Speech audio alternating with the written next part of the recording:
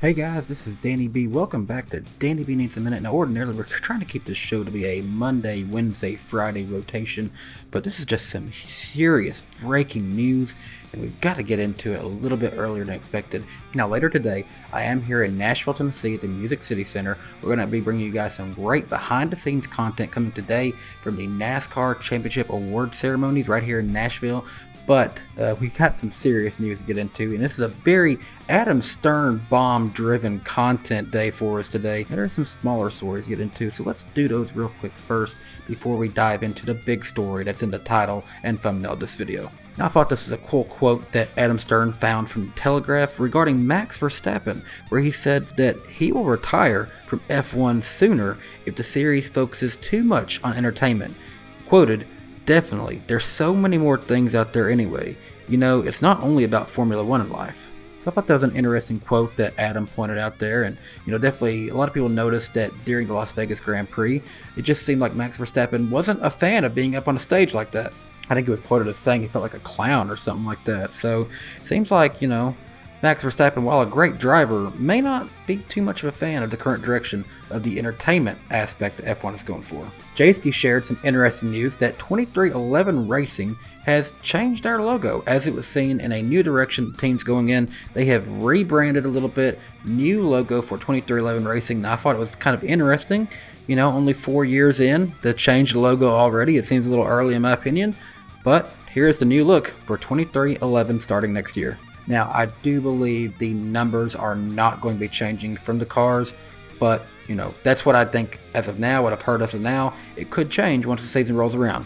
The forums on NASCAR Reddit are reporting that things are going ahead with Frankie Muniz to RSS Racing in the Xfinity Series next year, with company G-Coin, which I would believe is a cryptocurrency, set to be the sponsor. Now, this gets me a little bit worried. We've seen things like this happen where these cryptocurrencies don't work out in the end, so slap shoes if you're listening. Be ready, bud. You could have another one coming your way. RFK Racing's details of who will be driving the number 60 car have been revealed. This will be kind of like a Project 91 part-time entry, so to speak. So RFK Racing going to have a third car, and David Reagan will be the driver who's going to attempt to qualify that car in for the Daytona 500 this year. So David Reagan back with Roush Fenway Keselowski Racing.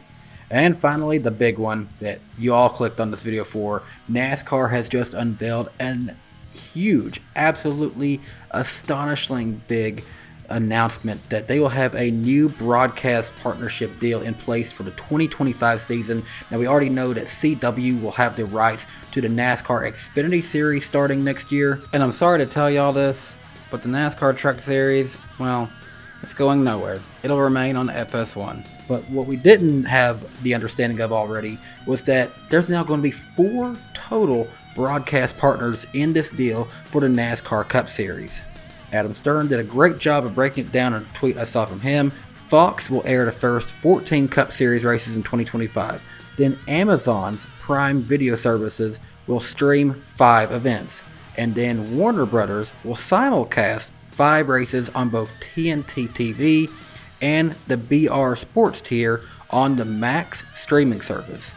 And then after that, NBC Sports will complete the final 14 races of 2025. And what was even bigger attached to this was what Adam Stern shared, that this deal is worth $7.7 billion combined. And that's from all 4 partnership groups of Fox Sports, NBC Sports, Warner Brothers Distributors, Amazon, and the CW from 2025 through 2031. So this is a 7-year deal. This gives them an average value of $1.1 billion annually, and this is up about 40% from NASCAR's current TV deals.